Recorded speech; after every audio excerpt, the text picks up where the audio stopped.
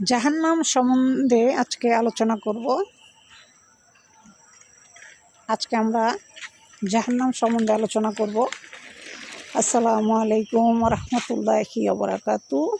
সবাই মনোযোগ সহকারে ভিডিওটি দেখবেন, ভিডিওটি স্কিপ করবেন না, পুরো কথাগুলো শুনে যাবেন। জাহান্নাম হচ্ছে আপনার এমন একটি জায়গা, যেই জায়গার কষ্ট আপনার দেহে সহ্য করার কোনো ক্ষমতা নেই। জাহান্নাম হচ্ছে এমন একটা জায়গা, সেখানে থাকবে আপনার আগুনের লৌহ, যে আগুনের লৌহের ভিতরে আগুনের লৌহ সেটা থাকবে সাগরের মতো, সমুদ্রের মতো, সৈকতের মতো। সে আগুনের লৌহের ভিতরে আপনাকে ফালানো হবে, আর আপনার চামড়া 70,000 গুণ বেশি মোটা করে দেওয়া হবে, যেন চামড়া পুড়তে পুড়তে কয়লা হয়ে যায়, আবার যেন ফালাইতে পারে। এই হচ্ছে সেই জাহান্নাম। জাহান্নামে থাকবে আপনার বড় বড় সাপ, বিচ্ছু, তারপরে পোকা মাকড়। এটাই স্টার্ট হবে আপনার কবর জগতের থেকেই স্টার্টটা হবে। আপনি যখন মারা যাবেন তখন থেকে আপনার স্টার্ট হবে, জাহান্নামের অত্যাচার ভোগ করা শুরু হবে। সাপ গলায় পেঁচায় থাকবে, সুদ খাইছেন গলায় পেঁচায়া কপালে ঠুকরাইতে থাকবে, ডাইনে বায়ে হাতে কপালে মুখে জিহ্বায় সারা জায়গায় অঙ্গে অঙ্গে আপনার সাপ ফিট করে দিবে কবরে, যেটাকে বলে জাহান্নাম।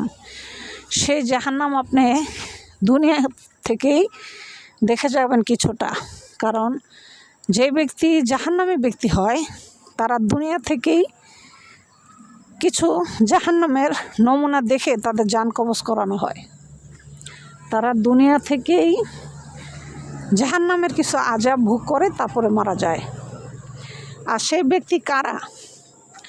সুদখোর, বেনামাজি, বেরোজাদার, মানুষকে কষ্ট দিছে, হক মেরে খেয়েছে, কথা দিয়ে কথার জবান রাখে নাই, ভাইয়ের সম্পদ মাইরা খাইছে, বোনের সম্পদ মাইরা খাইছে, বাবা মাকে মারধর করছে, বাবা মার কথা অমান্য করছে,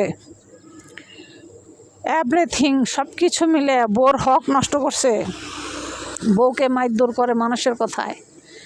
এইসব মানুষই আপনার জাহান্নামী হবে।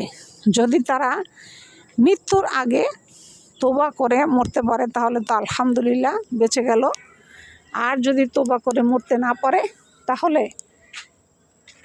তার জীবনটাই জাহান্নামের আগুনে জ্বলে পুড়ে অঙ্গার হয়ে যাবে। তাই যে জাহান্নামে আল্লাহ তাআলা আমাদেরকে পাঠাবেন, সেই জাহান্নামে পড়ার মতো ক্ষমতা, সেই জাহান্নামে যাওয়ার মতো ক্ষমতা আসলে মূলত আমাদের দেহে নাই সেই শক্তি।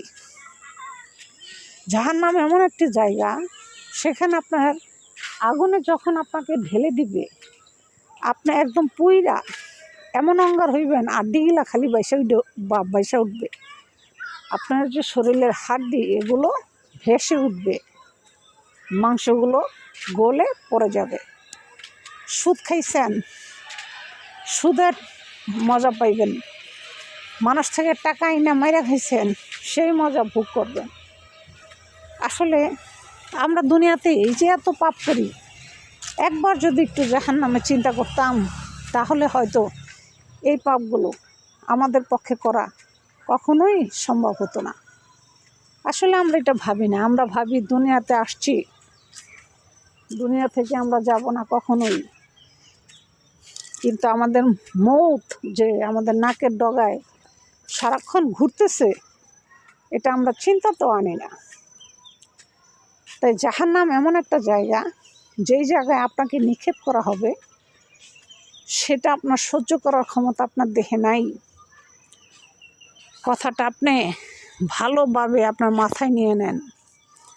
যেই জাহান্নামে আপনাকে পাঠানো হবে, সেই জাহান্নামে আপনাকে যখন ফেলে দেওয়া হবে, ওখানের কষ্ট আপনার দেহে সহ্য করার কোনো ক্ষমতা আপনার দেহে নাই। ভাইরে, আসুন আল্লাহ তাআলার কাছে আমরা সবাই ক্ষমা চাই, প্রার্থনা করি, হে আল্লাহ আমাদেরকে ক্ষমা করো, মাফ করে দাও। জীবনে যা গুনাহ করেছি, না জেনে করেছি, না বুঝে করেছি, তুমি জাহান্নামে আমাদেরকে দিও না। তোমার জাহান্নামে পড়ার মতো শক্তি আমাদের দেহে নাই মাবুদ। আসুন আমরা সবাই প্রার্থনা করি যেন আমরা সবসময় জান্নাতে যেতে পারি। আমরা সেই জান্নাতের কাজ করব, দুনিয়াতে থেকে ভালো কাজ করে জান্নাতে যাওয়ার জন্য চেষ্টা করব ইনশাআল্লাহ। আর জাহান্নাম থেকে পানাহ চাবেন বেশি বেশি। আল্লাহ তাআলা যেন আমাদেরকে সবাইকে ক্ষমা করে দিয়ে জান্নাত যেন দান করেন। আমরা সবসময় আল্লাহ তাআলার কাছে এই দোয়াটাই করব ইনশাআল্লাহ।